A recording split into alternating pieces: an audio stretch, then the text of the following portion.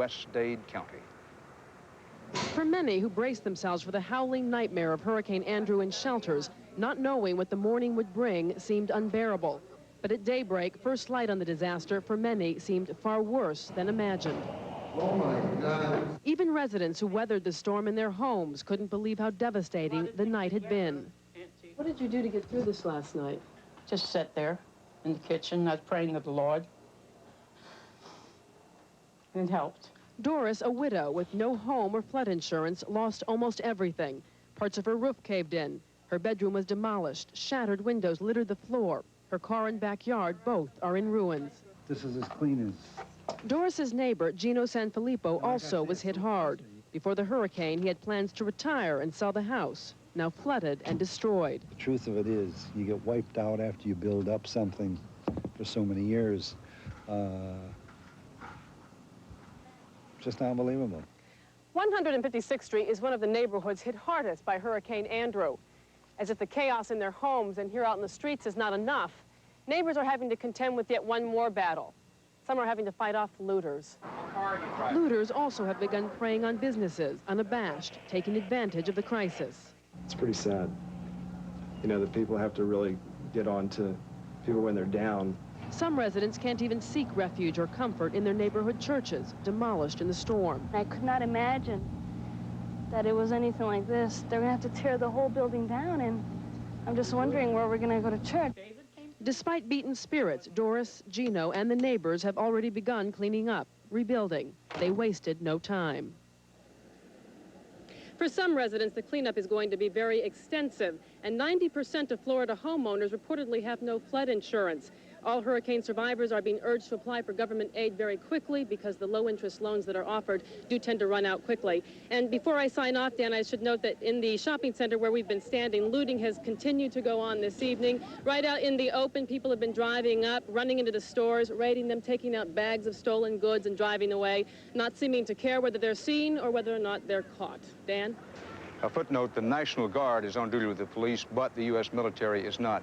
Giselle, you and I know there's a poignant story on every street corner and every block. Which one burned deepest in your memory bank today? I guess the story of Doris, the woman that you saw in my piece just a moment ago, she's alone, she's a widow, and she's lost really everything. And really, it's the community neighbors who have come to her aid to help her out. And I think it's that kind of spirit that really keeps this community together. And the spirit that the people say they still don't want to leave Florida. They love it here, this is their home, and they won't let a hurricane drive them out. I like that spirit. Thanks, Giselle, who is in southern Dade County. After its 3-hour rampage, the hurricane entered the Gulf of Mexico just below Naples on Florida's west coast. Near Naples, in Everglades City, and on Marco Island, there were overturned cars, flooding, and some damage. But CBS News correspondent Aaron Hayes reports the area escaped the kind of destruction the hurricane inflicted on South Florida's other eastern side. Now, the hurricane is now turning its attention to the Gulf Coast. It could strike anywhere from the Mississippi-Alabama line on over to Louisiana, possibly even as far over as Texas, within the next 48 hours. Hurricane warnings are up in the area. The mayor of Grand Isle, Louisiana, a very low place, warned that Andrew is coming like, quote, a bull out of the chute. Scott Pelley is in New Orleans. Good evening, Dan. Just a few hours ago, the mayor of New Orleans ordered the evacuation of low-lying areas. This evening, those evacuations are well underway. The people in Bayou country know they have precious little time once the water begins to rise. This Mississippi Delta area is perhaps one of the most vulnerable in all of the Gulf Coast region because many people are living on nothing more than the sediment of the river. Their houses are built on that sediment just a few inches above the waterline. Oil companies today began evacuating thousands of offshore workers and bringing in as many of their offshore oil rigs as possible. We are told that levee control district workers are now filling thousands of sandbags and are busy closing the 111 levee gates that protect the city of New Orleans. It's important to remember that New Orleans is virtually completely below sea level.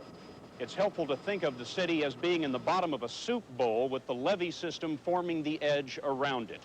The mayor of New Orleans says today that anyone who is able to evacuate now should do so, although that evacuation of the entire city is not yet mandatory. We understand that the governor of Louisiana has put the National Guard on standby.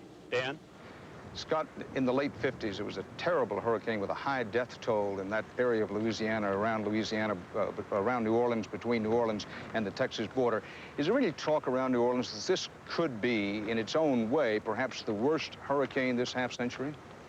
It could be, Dan, because the worst hurricane that has ever come ashore here was a Category 3. Andrew, as you noted earlier, is a Category 4.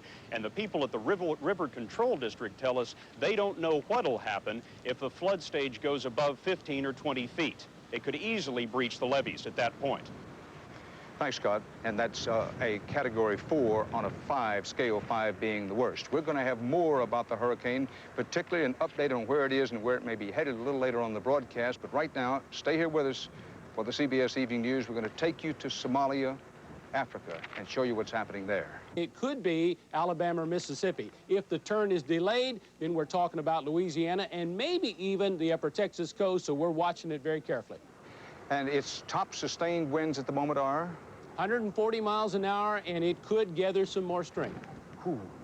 Thanks, Dr. Neil Frank. Our thanks to also the friends at AT&T, American Telephone and Telegraph, who've been so terrific to us and for us today.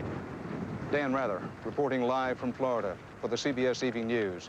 For news about the hurricane, stay tuned to this CBS station. I'll see you tomorrow. Good night.